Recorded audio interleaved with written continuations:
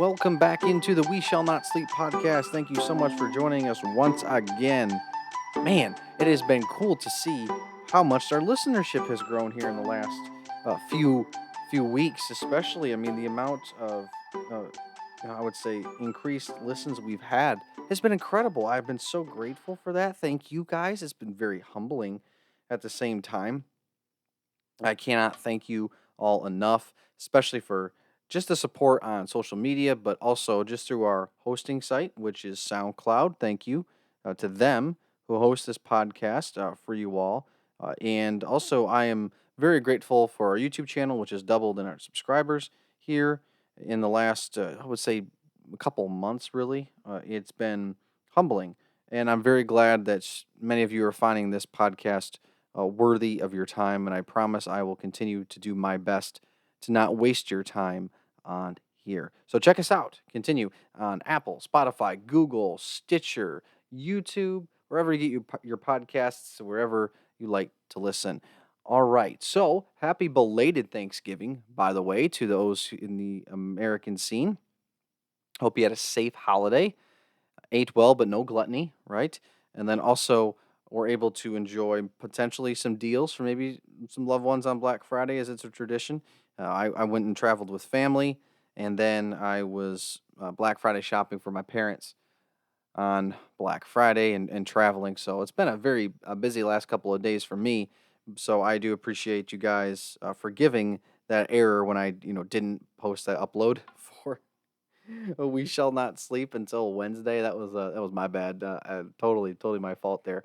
But anyway, I just want to thank you guys for again the continued listenership. It's been really great. But before I left, and I want to get to this because we are now in the first week of Advent, where both Protestants and Catholics will have lit the purple candle, which is the candle of hope, which is the first candle and the first theme of Advent. We look at hope. And last year, this time, I gave a address. I didn't give my address, but I gave an address about hope restored. That was the sermon title a year ago, and I didn't really know what I was doing. I never given that type of um, sermon before, and now I'm doing that again, but I'm coming at, I leaned into Thanksgiving last year based on what God had done. This year I'm looking at, what has God done through your life recently and maybe when it hasn't gone well. So maybe finding gratitude through suffering, because maybe suffering isn't about us. Maybe we're going through something to teach somebody else a lesson on how God can change our lives. See, that's how I think about these things from time to time. Well, before I left for Thanksgiving, I had to do a surprise funeral. There was a lady who went to our church well before I ever got there, and they requested the pastor from her former church to come and do the funeral. And that was my first time doing that. And up until that point, I've been waiting and waiting and waiting, and it was just one of those things you knew it was coming eventually. But this was a situation I can never say it was ideal. How do you say a funeral's ideal? But there are certainly more ideal situations walking into for the first time. This person was loved beyond belief. They were someone that lived a full life. They were over 100 years old. That's all I'll say. I don't want to get too personal here for the family's privacy. But then they they died, and it wasn't unexpected. And how I can say that, you can contrast that to maybe like a freak accident, like a car accident or sudden death, where you're not planning for it. Like people who have a chronic illness or have been diagnosed with like stage 4 cancer in certain areas of the body, where death's not going to surprise people. So you have like those three aspects where you're kind of taking notes. You're walking into saying, "Oh, okay, well, I hate to say it's not as bad as it could be, but it's certainly much different than if you're doing it for a child, who was a victim of something. Of course, it's much different. Still tears, of course, but when you're over 100 years old and you've been loved and you loved people and you're known for amazing things, that's a celebration just as much as it is, mourning. And we like to emphasize these things. And what my uncle, Dr. Stephen Crable, who was on this podcast last year, I've talked about it before, but I want to emphasize this because this is what I talked about this past Sunday. Is that as a pastor, where you would get yourself into trouble, especially as a first time, such as myself, is when you're so nervous you want to rely upon your own strength and you want to rely upon what you're good at, which is talking. And that will get you into trouble because it makes it more about you. My goal at a funeral is to proclaim the resurrection of Jesus Christ, which is ultimately why we have hope even in the midst of grief. I don't need to be there to encourage people, to make them feel better, to ask them if I can do anything. That might be what I can do for them as far as the service goes. But I'm there to provide a service for a point. No one else is going to do that, especially if it's a Christian service. They're looking to the office of the pastor. They're not looking to the individual themselves. God can plug in anyone. For me, He can substitute me in or out for anybody. I'm just a warm body at that point.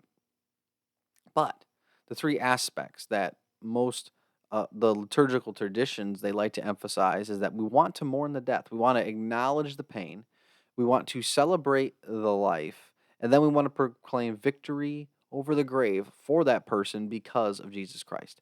And that's when I talk about hope this year. Hope, yes, it's also about the coming Messiah, but it's hope that it's not the end. The fact that Jesus came and separated himself from heaven, like that's an amazing thing to think about as Christians.